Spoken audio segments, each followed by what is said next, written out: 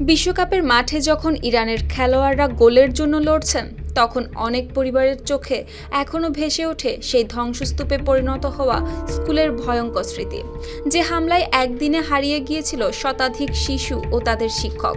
সেই বেদনার স্মৃতি বুকে নিয়েই কেউ দেশের জার্সি গায়ে ফুটবল মাঠে লড়ছেন, কেউ বসেছেন কূটনীতির আলোচনার টেবিলে, আবার কেউ বেঁচে আছেন যুদ্ধের ধ্বংসস্তূপের মধ্যে হারানো স্বজনদের স্মৃতি আঁকড়ে।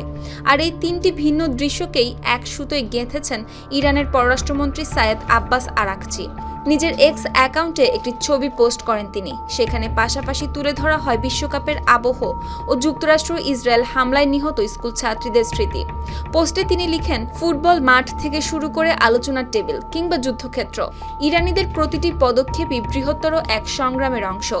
আর সেই সংগ্রামের লক্ষ্য হলো দেশের মানুষ ও জাতির সম্মান এবং মর্যাদা রক্ষা করা।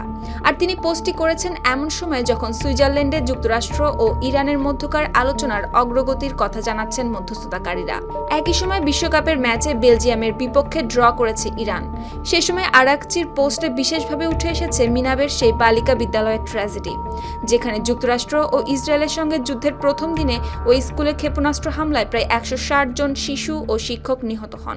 সেই স্মৃতিকে সামনে এনে ইরানের পররাষ্ট্রমন্ত্রী বোঝাতে চেয়েছেন, যুদ্ধের ক্ষত, কূটনৈতিক প্রচেষ্টা কিংবা ফুটবল মাঠের লড়াই, সব কিছুই তাদের কাছে নিজেদের জাতির সম্মান ও মর্যাদা রক্ষার গল্প। সুপ্তি রায়, RTV।